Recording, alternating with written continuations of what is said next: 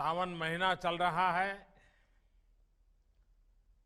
ऐसे में बाबा के चरणों में आने का मन हर किसी को करता है। लेकिन जब बाबा की नगरी के लोगों से रूबरू होने का मौका मिला है तो ऐसा लगता है कि आज मेरे लिए एक दर्शन करने का सौभाग्य प्राप्त हुआ है। सबसे पहले तो आप सभी को भगवान भोलेनाथ के इस प्रिय महीने की बहुत बहुत शुभकामनाएं।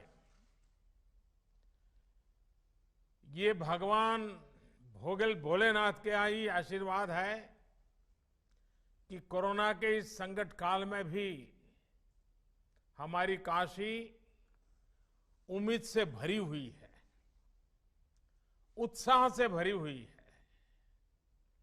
ये सही है कि लोग बाबा विश्वनाथ धाम इन दिनों नहीं जा पा रहे और वो भी सावन में न जा पाना, तो आपकी पीड़ा मैं समझ सकता हूं। ये भी सही है कि मानस मंदिर हो, दुर्गा कुंड हो, संकट मोचन में सावन का मेला, सब कुछ स्थगित हो गया है, नहीं लग पा रहा है। लेकिन ये भी सही है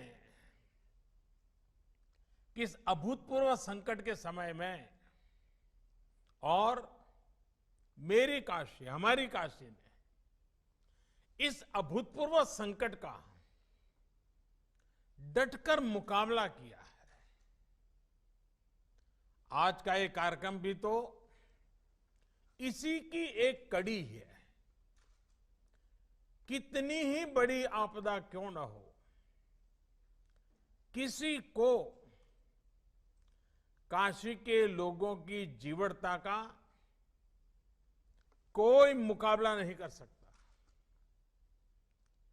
जो शहर दुनिया को गति देता हो,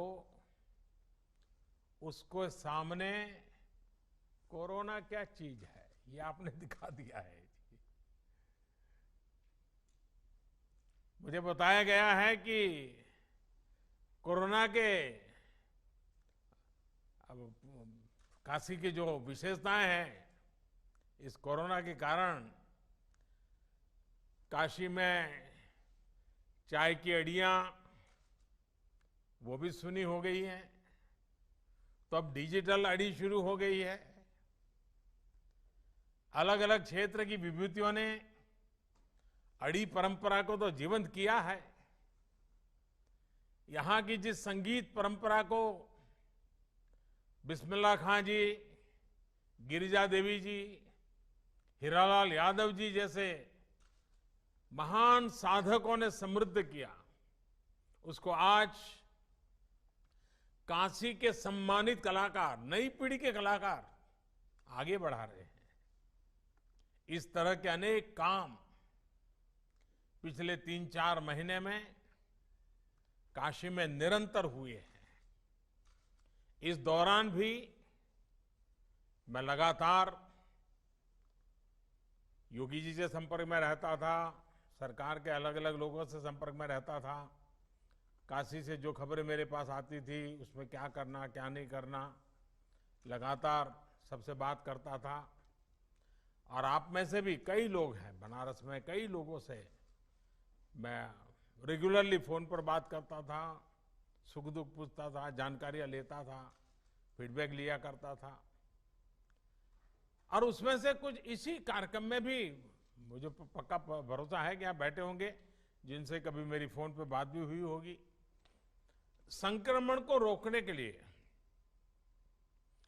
कौन क्या कदम उठा रहा है, अस्पतालों की स्थिति क्या है, यहां क्या व्यवस्थाएं की जा रही है, क्वारंटीन को लेकर के क्या हो रहा है, बाहर से आए श्रमिक साथियों के लिए हम कितना प्रबंध कर पा रहे हैं, ये सारी जानकारियां मैं बिल्कुल लगातार लेता रहता था। साथियों, हमारी काशी में बाबा विश्वनाथ और मां अन्नपूर्णा दोनों विराजते हैं। और पुरानी मान्यता है कि एक समय महादेव ने खुद मां अन्नपूर्णा से भिक्षा मांगी थी। तभी से काशी पर यह विशेष आशीर्वाद रहा है कि यहां कोई भूखा नहीं सोएगा। मां अन्नपूर्णा और बाबा विश्वनाथ सबके सबके खाने का इंतजाम कर देंगे। आप सभी के लिए, तमाम संगठनों के लिए, हम सभी के लिए ये बहुत सौभाग्य की बात है कि इस बार गरीबों की सेवा का माध्यम भगवान ने हम सबको बनाया है, विशेषकर आप सबको बनाया है। एक तरह से आप सभी मां अन्नपूर्णा और बाबा विश्वनाथ के दूत बनकर हर जरूरतमंद तक पहुंचे हैं। इतने कम समय में फूड हेल्पलाइन हो, कम्युनिटी किचन का व्यापक नेटवर्क तैयार करना, हेल्पलाइन विकसित करना, डेटा साइंस की आधुनिक विज्ञान टेक्नोलॉजी की मदद लेना, वाराणसी स्मार्ट सिटी के कंट्रोल एवं कमांड सेंटर का इस सेवा के काम में भरपूर इस्तेमाल करना, यानी हर स्तर पर सभी ने गरीबों की मदद के लिए पूरी क्षमता से काम किया। और मैं ये भी बता दूं, हमारे देश में कोई सेवा भाव ये नई बात नहीं है, हमारे संस्कारों में है। लेकिन इस बार का जो सेवा कार्य है वो सामान्य सेवा कार्य नहीं है। यहां सिर्फ किसी दुखी के आंखों आंसू पहुंचना, किसी गरीब के खाना देना इतना नहीं था। इसमें एक प्रकार से कोरोना जैसी बीमारी को गले लगाना, इसका रिस्क भी था।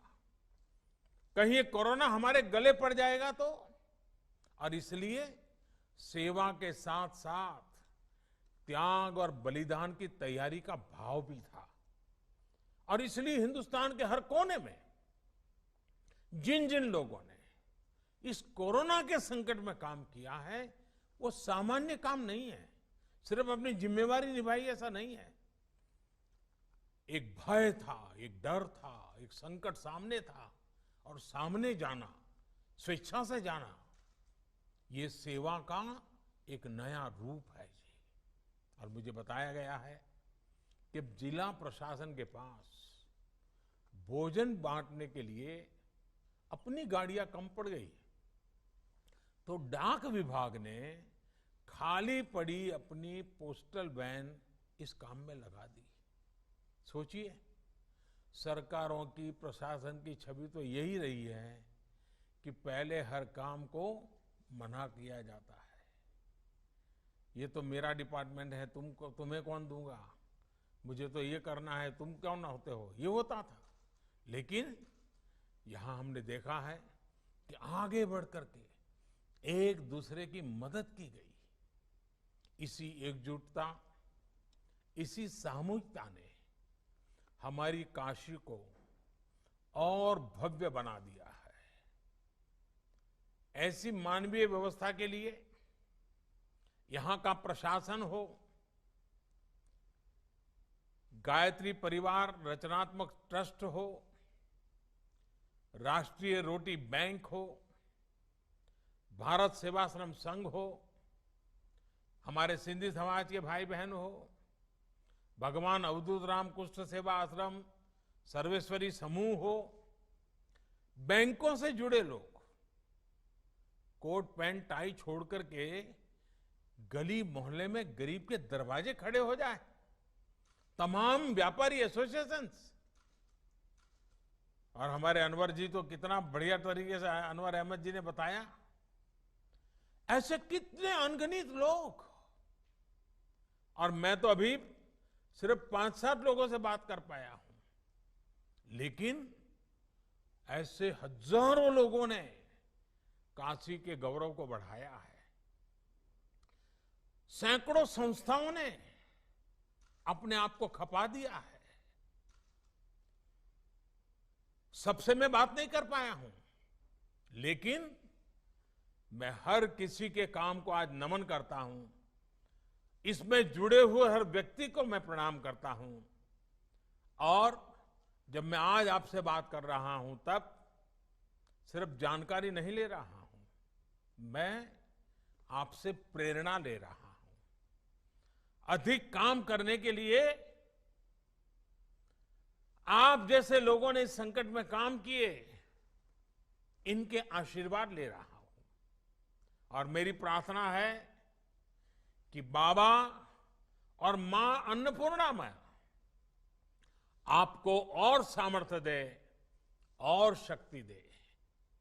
साथियों, कोरोना के इस संकट काल ने दुनिया के सोचने, समझने, कामकाज करने, खाने पीने, सबके तौर तरीके पूरी तरह से बदल दिए हैं। और जिस प्रकार से आपने सेवा की, और सेवा का समाज जीवन पे बड़ा प्रभाव होता है। मैं बचपन में सुना करता था कि एक सोनार, उसको छोटा मोटा अपने घर में सोनार के नाते वो अपने घर में काम करते थे, और कुछ परिवारों के लिए सोने की चीजें बनाना वगैरह अपना चलता था। लेकिन उस महाशय की एक आदत थी, वे बाजार से दातुन खरीदते थे। सुबह में, हम पहले के जमाने में आज ब्रश उपयोग करते, पहले दातुन करते थे। और वो अस्पताल में जाकर के वो जो मरीज होता था, उसके जो रिश्तेदार होते थे, उतनी संख्या गिन करके हर दिन शाम को उनको दातुन दे करके आते थे। यही काम करते थे और दिन भर अपना सोनार का काम करते थे। आप हैरान हो जाएंगे, एक सोनार के रूप में अपने काम के साथ ये दातुन लोगों को मदद करने का उन्होंने छोटा सा अपने आदत बना थी। उस पूरे इलाके में उनकी इतनी छवि थी, उनके सेवा भाव की इतनी चर्चा थी कि सोने का काम कराने के लिए लोग कहते, अरे भाई ये तो सेवा भावी है, उन्हीं के यहां सोने का काम करवाएंगे।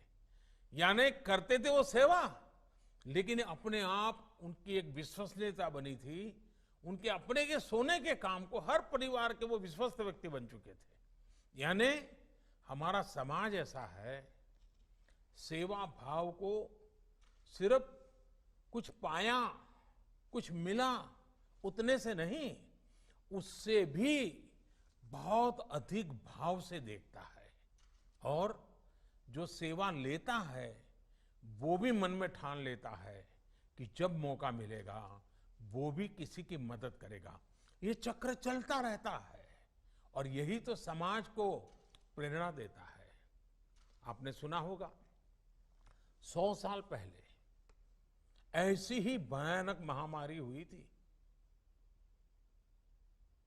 अब 100 साल के बाद ये हुई है।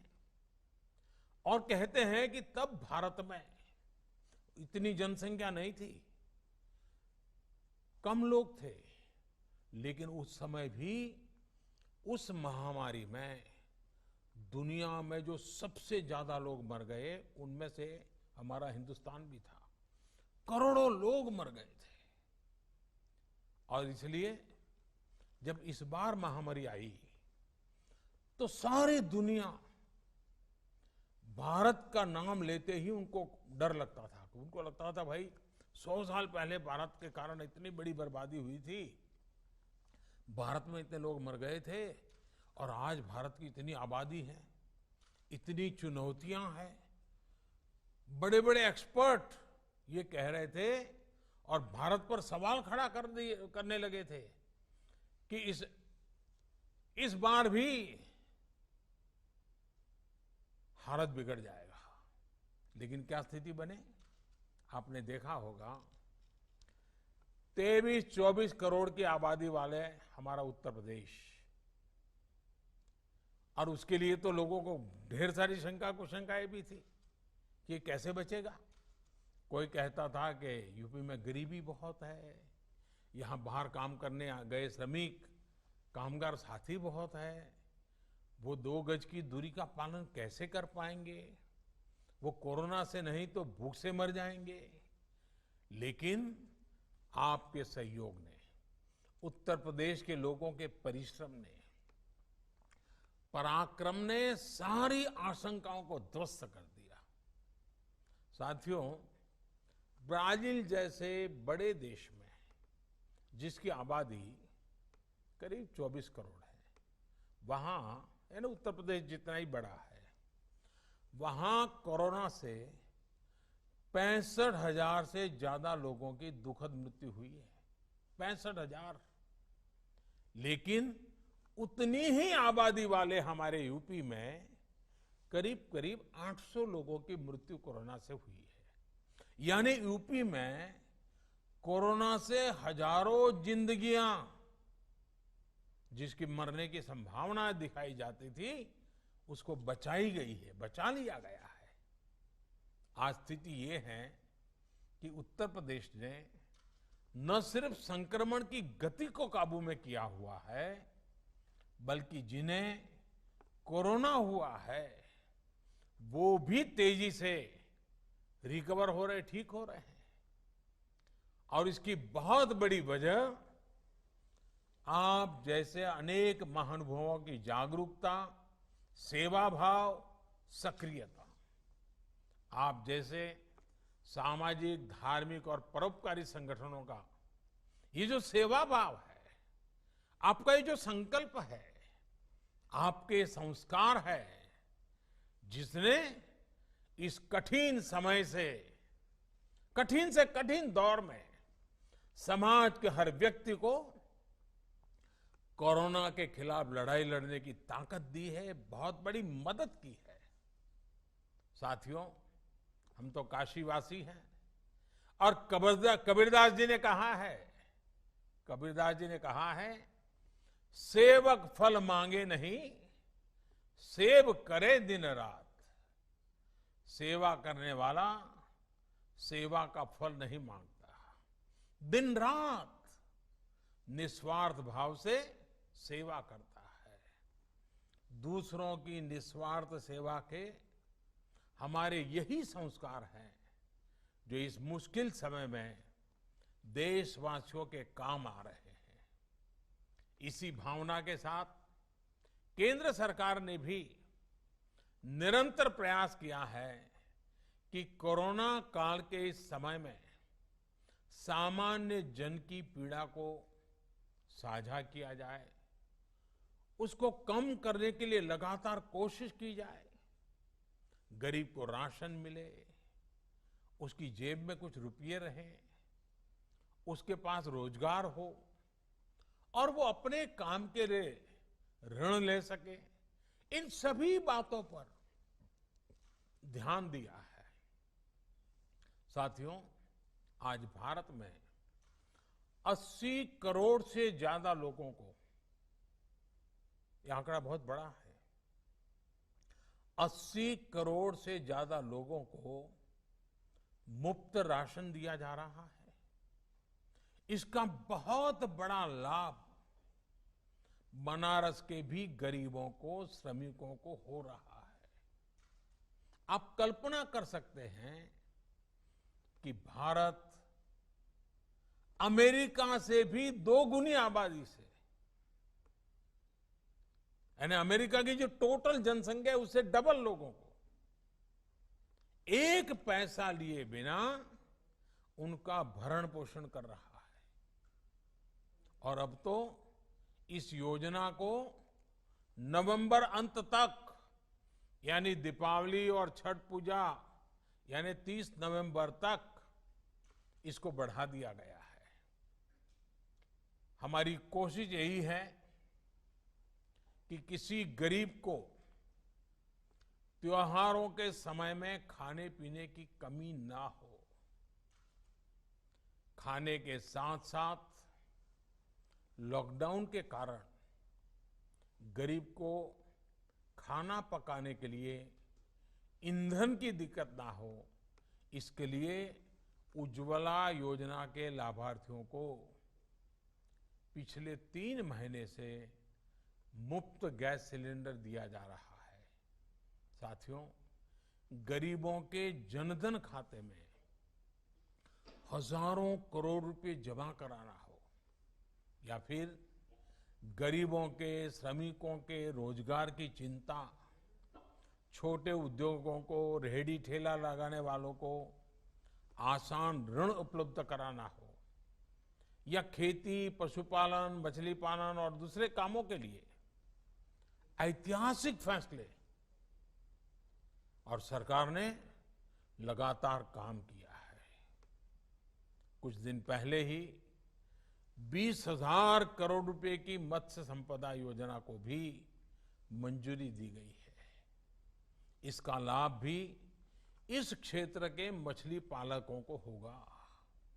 इसके अलावा यहां यूपी में कुछ दिन पहले ही रोजगार और स्वरोजगार के लिए एक और विशेष अभियान चलाया गया है। इसके तहत हमारे जो हस्तशिल्पी हैं, बुनकर हैं, दूसरे कारीगर हैं या फिर दूसरे राज्यों से जो भी श्रमिक साथी गांव लौटे हैं, ऐसे लाखों कामगारों के लिए रोजगार की व्यवस्था की गई है। साथियों, कोरोना की ये आपदा इतनी बड़ी है कि इससे निपटने के लिए लगातार काम हमें करना ही होगा। हम संतोष मान करके बैठ नहीं सकते हैं। हमारे बुनकर भाई बहन हो, नाव चलाने वाले हमारे साथी हो, व्यापारी, कारोबारी हो, सभी को मैं आश्वस्त करना चाहता हूं कि हमारा निरंतर प्रयास है कि सभी को कम से कम दिक्कत हो और बनारस भी आगे बढ़ता ही रहे। मैंने कुछ दिन पहले ही बनारस के विकास कार्यों को लेकर प्रशासन से, शहर के हमारे विधायकों से भी टेक्नोलॉजी के माध्यम से लंबी मुलाकात की थी, बहुत डिटेल में बातचीत की थी। एक एक चीज को मैंने टेक्नोलॉजी और ड्रोन की पद्धति से मॉनिटर किया था। इसमें सड़कों, बिजली, पानी हो, जैसे तमाम प्रोजेक्ट के साथ साथ बाबा विश्वनाथ धाम प्रोजेक्ट की स्थिति को लेकर भी विस्तृत जानकारी मुझे दी गई थी। मैंने आवश्यक सूचनाएं भी दी थी। कुछ रुकावटें होती हैं तो उसको दूर करने के लिए जहां जहां कहना था वहां भी कहा था। इस समय काशी में ही लगभग 8,000 करोड़ रुपए के अलग अलग प्रोजेक्ट्स पर काम तेजी से चल रहा है। 8,000 करोड़ रुपयों के काम यानी अनेक लोगों को रोजी रोटी मिलती है।